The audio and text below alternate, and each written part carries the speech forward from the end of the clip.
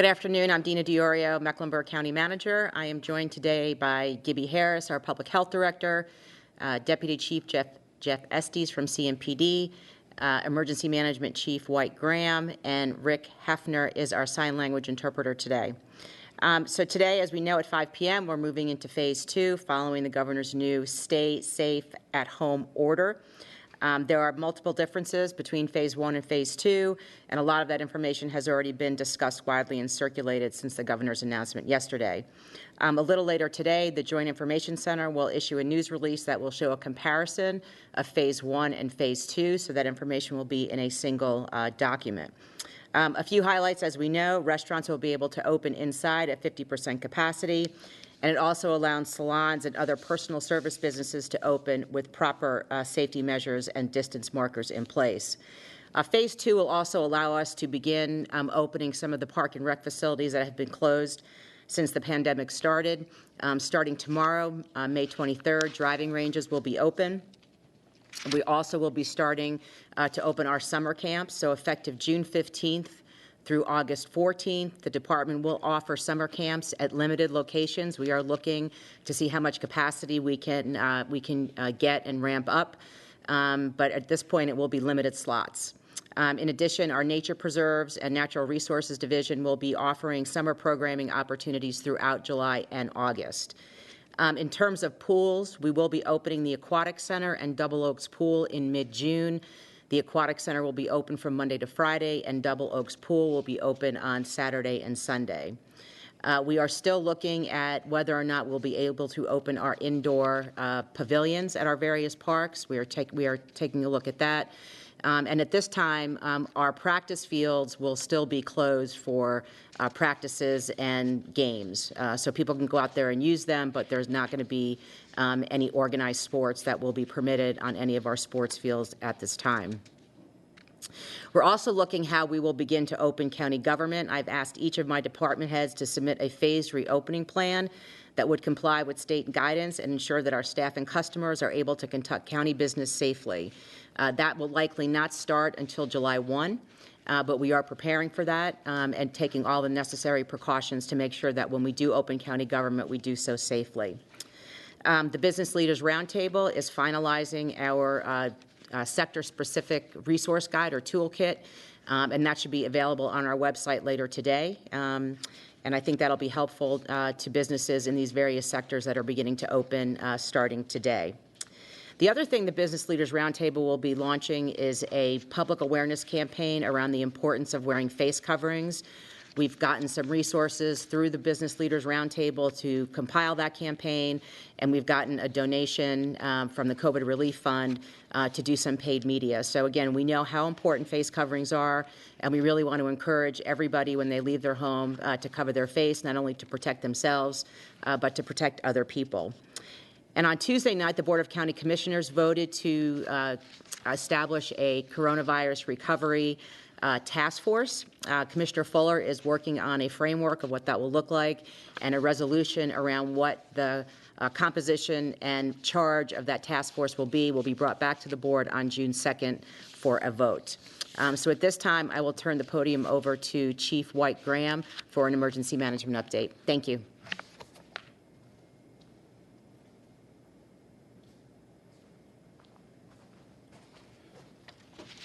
Good afternoon, everybody. I hope everybody has a wonderful weekend, holiday weekend. The Emergency Operations Center remains activated. Today is day 72. We're very pleased with all the operations going on at that facility, but also the leadership that Ms. Diorio and Ms. Harris and all the other key decision makers throughout our community have taken and will continue to take. There's two different phases that we are currently in from an emergency management perspective, and that is response and recovery, and they happen simultaneously, and so we're very pleased to see all the activities that have been engaged in across our county and our city. A regional point of distribution is currently underway in the city of Charlotte for long-term care facilities. Those facilities have been notified within Mecklenburg County and our region. The pod has been operating for 2 days. Today is the second day. There are 50 personnel operating the point of distribution, the North Carolina National Guard, Charlotte-Mecklenburg Emergency Management, North Carolina Emergency Management, and the Civil Air Patrol. Yesterday, the point of distribution distributed over 88,000 face shields, 182,000 masks, 981,000 pairs of gloves, and over 50,000 shoe covers. That operation continues today, and we expect those numbers to double in size.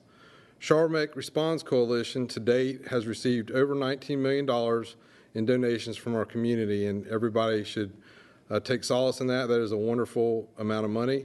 They've also distributed over $10 million of that funding to our local volunteer organizations working this disaster. They have mobilized 5,769 volunteers through our community. Many of those volunteers are working in the Second Harvest Food Bank and also in our food pantries. Total meals provided to date through the Charlotte-Mecklenburg school system equate to 1,518,000, over 1,518,000. So we want to thank CMS for all their hard work and continued support of this event. We continue to support the Second Harvest Food Bank, and also I would direct everybody to charlotte-mecresponds.org. It's www.charlotte-mecresponds.org. It's very important. If you have the ability to give to our community, please do so at that website, and they will get the money out to where it needs to go. Weather, as everybody is aware, it has been a very wet week in our region. We continue with a flood advisory through today for the Catawba River. Charlotte-Mecklenburg Emergency Management has been working with the National Weather Service and Duke Energy throughout the week to monitor the status of lake levels due to the excessive rainfall we have received. Duke Energy has done a fabulous job of moving water down the Catawba River chain and has kept us up to date the entire time. At this time, we believe that we are out of the prime time frame for major significant flooding. However, we continue to monitor the situation. Please remain weather aware by staying tuned to the National Weather Service over the weekend, as we expect storms in the area this weekend and also next week. Continue to monitor lake levels on the Duke Energy Lake View app, which is available for phones. That is all I have today, and I'll turn it over to Ms. Harris.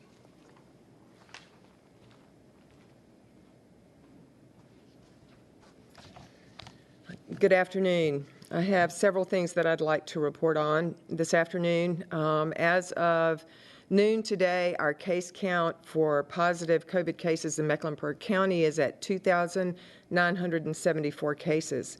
We have experienced 73 deaths. We have had a death in a 43-year-old without underlying health conditions. This continues to reemphasize the need for everyone to stay safe and to do what they need to do to protect themselves and to protect others in our community. We've had 17 outbreaks at this point, current outbreaks at long-term care facilities. We have had some facilities come off of outbreak status and others come on. As you heard from Chief Graham, we're continuing to work with those facilities to make sure that they have the resources they need, the guidance they need, and that we're following up to make sure that they're implementing in a way that's going to protect both the residents as well as the staff. Our trends, we have seen a slight decrease over the last 14 days in the percent positives. We have seen a slight increase over the past 14 days in hospitalizations. We continue to watch those trends regularly. We're also continuing to see a bit of a slide in our social distancing, although we are still above the social distancing we were seeing at the beginning of the stay-at-home order. We continue to watch the situation both here in Mecklenburg County as well as in the region and the state around our children with COVID-19. As you have heard, there's been one case reported of the multisystem inflammatory syndrome in children, and we want to make sure that our clinicians are aware of the syndrome and paying close attention to the children who have COVID-19 in our county. In terms of our testing, an update on that, since responding to the state's request that we test 5% of our population in 30 days, we are 40% into those 30 days. Our systems, 2 hospital systems, have tested 20,492 individuals. That's 37% of our goal. So we're 40% of the way in days and 37% of our goal. But I do want to mention the fact that we are not able to track the tests that are done by the private entities in our community, and if we added that to the percentage, I would believe that we are well on target to hit that 5%. We are currently testing folks in priority groups 1 and 2 of our testing plan and moving into considering some of those individuals in priority group 3. Contact tracing. We need our community members to take our call when we call them about the potential of exposure or the fact that they have tested positive. We understand that this is difficult information for people to accept, but we do need them to answer our call. Contact tracing cannot be effective if those who are affected or infected do not do what we ask them to do. The reason I'm bringing that up is we have had reported in the state an issue with a scam, that individuals are being contacted, somebody's trying to sell them something, telling them that they've been positive and that this, whatever they're trying to sell, will be helpful to them. I wanted to make sure that the public understands that public health staff, when they call, will confirm the individual's personal information and ask specific questions and provide guidance regarding COVID, but will never offer to sell an individual any items. Any individual who's received a call who wishes to confirm whether a call is coming from the health department staff can ask for the name of the staff member and then call our COVID hotline at 980-314-9400, option 3, to verify that information. Want to reinforce the fact that we are now out of our stay-at-home order in the county, but not out of our need to be very vigilant around this pandemic that we are still finding ourselves in. The governor has defined his phase 2 as a safer at home. The point is, being at home is safer than not being at home. The temptation to run back to pre-pandemic behaviors is strong. Before going out, ask yourself, how necessary is this trip? And so it's important to follow the advice that we got from our mothers. Just because you can do something doesn't mean you should. This is for our own safety and in our role of supporting healthy community norms. So I ask people to continue to comply with the 3 W's. Wash your hands, wait, social distance, and wear cloth face coverings as recommended when you cannot social distance in the community. We're happy to take any questions now.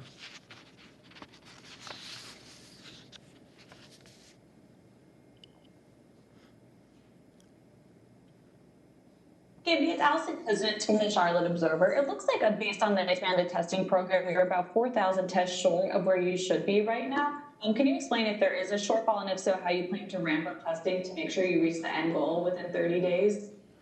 Well, one of the issues, as I mentioned earlier, is that we are not getting reports of the number of tests that are being completed by a number of private entities in our community. And we believe that we are on target to reach our goal. The problem is we can't track those tests if they don't provide that information to us. We do have a handful that we are working with to try to get that information and should be able to hopefully address that a little better in the next week.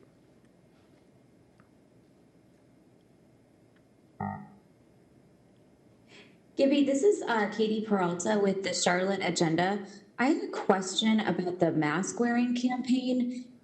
Since masks do seem to be so important in both protecting our own health and that of those around us, why is this just now happening? Shouldn't this campaign have happened like 2 months ago when we first saw community spread in Charlotte? Actually, we've been talking about wearing masks for a month and a half now. I think what we are seeing as we open things up, there are potentially fewer people who are out and about that are wearing masks, and so we're just increasing the awareness of the need to wear masks moving forward. This is Joe. This question is for Dena. Do you have any information on the other pools in the county, like Cordelia Park? And what about spray grounds? Will those reopen anytime soon? Cordelia Park will not be opening, and we are still evaluating spray grounds. We're not sure at this point if they'll be able to open or not. It's Tony Messia with the Charlotte Ledger. My question is about enforcement. Or what are some of the resources that the county or the city has as far as enforcement of the Phase 2 order? Is it fire marshal? Is it county health inspectors? Is it police? And how are you devoting any additional resources to enforcing the new Phase 2 restrictions? Good afternoon. For the governor's order, it is still the state and local law enforcement officers of all the different agencies who are responsible to enforce that order. In a pandemic, of course, as I think you correctly see, it expands into a lot of areas not normally covered through law enforcement, but we'll rely on our partners. For example, if there's a capacity issue, we have resources at the fire department, of course, that'll help us. And if there's some sort of health code issue, of course, we know our friends at the health department will help us. However, we're still responsible for the enforcement of the order. Do you anticipate any, additional patrols? Are they out looking, or are they just responding to 311 calls, getting tips and sort of seeing what they see? Yeah, on this one, we'll take the same approach we did on the first one. This is again, everyone here in the state at 5 o'clock will be entering into a new phase that we've never experienced before. So we know that there's a lot of confusion. There's some gray areas that people have to work through and businesses have to work through. So it'll be the education first campaign to make sure that anyone who has questions, that they'll be guided towards what the proper response is. And then after that, as we have to escalate, then of course, we'll take other measures as necessary. But as far as extra patrols go, specifically for COVID, as you may or may not know, we have an ongoing responsibility to public safety to ensure that people are safe when they're out and about and inside their homes. We have violent crime that unfortunately doesn't take a back seat to anything. So that'll be first and foremost in our list of things to do moving forward. This is Chandler Morgan from WBTV. My question is for Gibbie. Question about places opening up and some employees maybe being worried about exposure. Have you all been able to contact trace cases up to now to show just how many essential workers have tested positive, people like grocery store, home improvement workers? And if so, how many of those cases have there been? And if not, then why not? So at this point, we have not received specific guidance from the state on clusters. And if we are seeing situations where we have multiple cases in a business, we're having additional conversations with that business to make sure they're protecting their staff the way they need to, that they're providing the protection that they need, the cleaning that is needed, and we'll continue to follow up with them if we see new cases. We just received new guidance from the state on clusters that will define what those clusters are and what we need to do in terms of tracking and reporting those. And as I mentioned, I just printed that off on my way down here to this conference. So I don't have specific information on that at this point, but we will be moving forward with that direction from the state. And a follow-up question to that. Are you worried that since we necessarily don't have that specific guidance or didn't get that soon enough, that this could be a situation like we saw with long-term care facilities where now we have 17 and then in possibly 3 weeks we'll have 17 businesses? I really cannot predict other than to say that as more people come out of their homes, the likelihood that we will have more cases in this community goes up. We still have COVID in our community. It is still incredibly infectious, and the majority of our community does not have antibodies to this infection.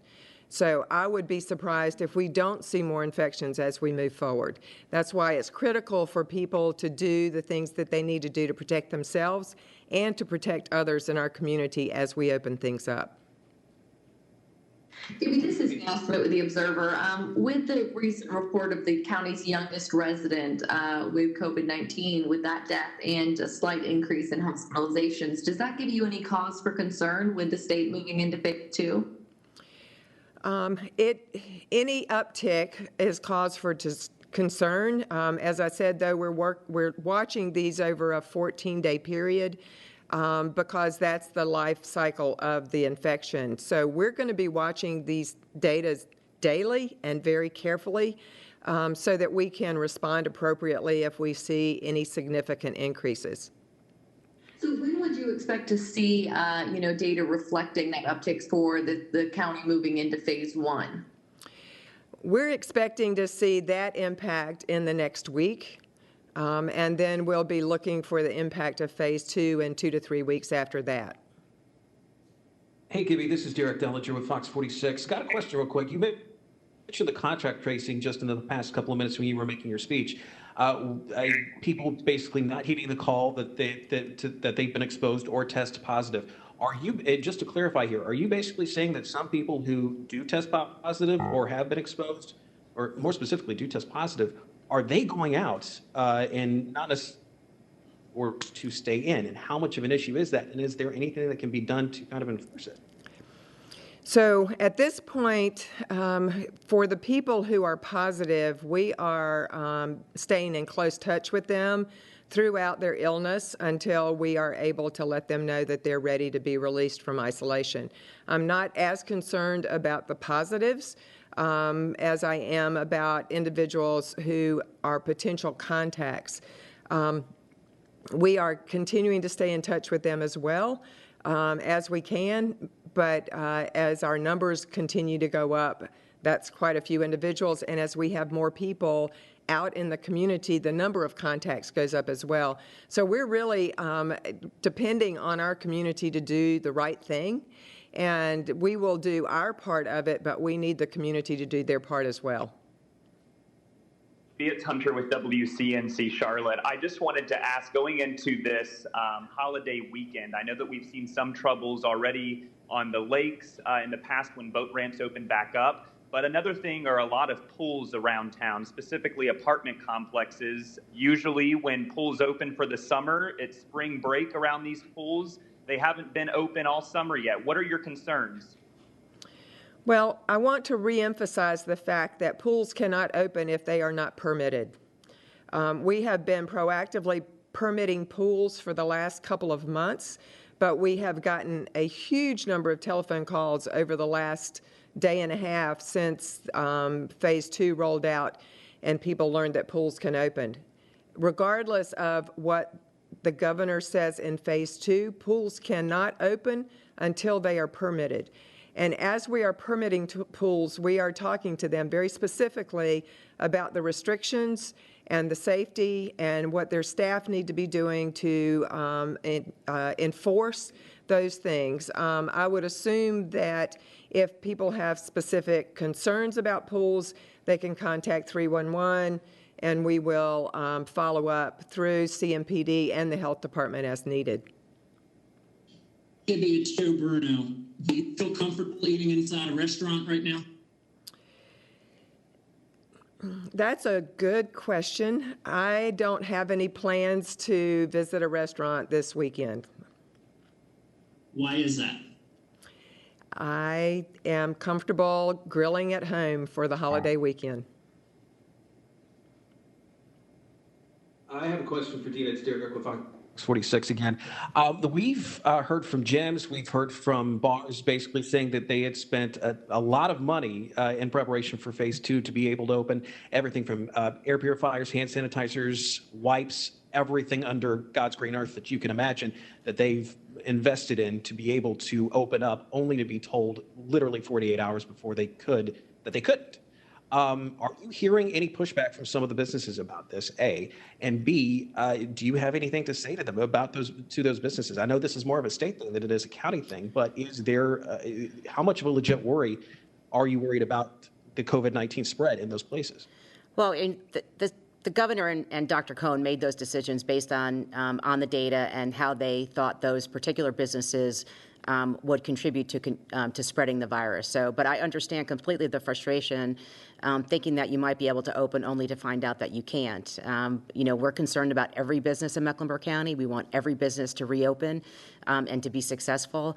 All I can say is that please be patient. And, if people do everything that we need them to do and we really see things going in the right direction, things will open up as quickly as we can get them to open up.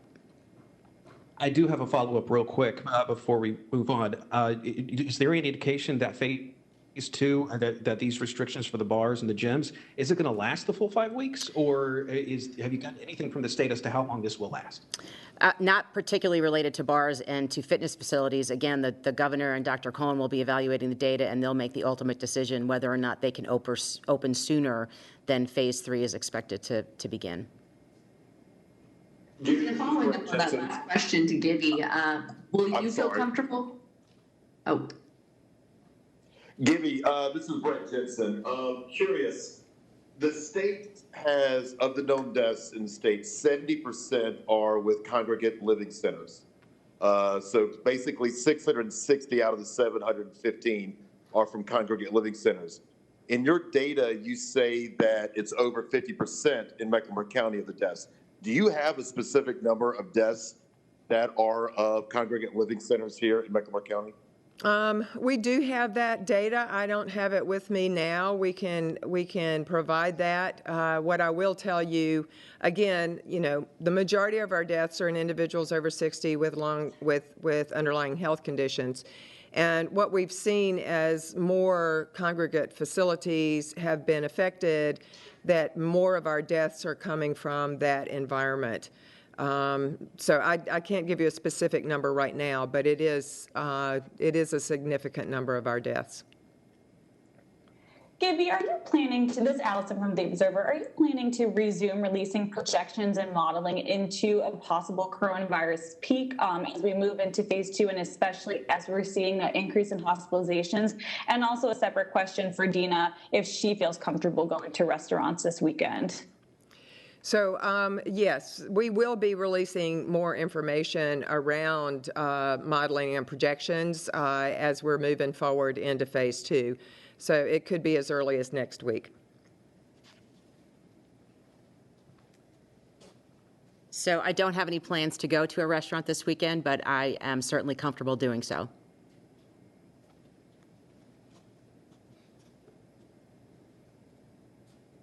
So that means, Dena, you're definitely not scared, but Gibbie, does that mean you're a little apprehensive? You're just not going to let that go, are you? I am not apprehensive. I have had conversations with a number of individuals about what they have done in their facilities to make people comfortable and to do the social distancing and the cleaning and working with their staff. I am just, I don't eat out a lot to begin with. And so the idea of going out this weekend to a restaurant just hasn't crossed my mind. Let me change it up then. Would you be interested or would you be apprehensive about getting your hair done? That needs to be done badly. The answer is no. In a certain situation, and I have again already had a conversation with the individual that cuts my hair. I understand fully what she's putting in place and the safeguards that she's putting in place. So hopefully we'll have a haircut fairly soon. Gibbie, there's been a couple of outbreaks at various construction sites. Have any construction sites or any other businesses been shut down or temporarily closed due to outbreaks? I'm not aware of any facilities in Mecklenburg County that have been shut down because of clusters or increased number of positives. No. I'm aware of the Tyson facility in Wilkesboro. We've not had anything like that here in Mecklenburg County. Gibbie, this is Chandler Morgan from WBTV. When you say cluster, what do you mean versus cluster and outbreak? So that's a very good question, and I think what we have gotten today, just today, is some clear definition from the state on clusters for occupational settings, for educational settings, and for community settings. So we will be looking at that, and we'll be able to provide you with more information as we've had a chance to study it. What I can tell you is that almost for every situation where we use terms outbreak and clusters, there's specific definition around that particular disease. And because COVID is so new, that's evolving as we move forward. So at this point, the only outbreaks that have been defined for us by the CDC and by the state have been for congregate facilities. And now they're defining clusters for us. So we will be using that language based on the guidance we've gotten from the state. And we'll take one more question. Gibbie, this is Katie Peralta. I had another question about construction sites. Earlier this week, the county said that was something that you guys wanted to pay attention to moving forward. Are there any known coronavirus deaths related to outbreaks or clusters at construction sites in Mecklenburg County? No. At this point, there have not been any deaths related to those facilities. Thanks. Thank you very much. Have a great weekend. Enjoy the holiday safely.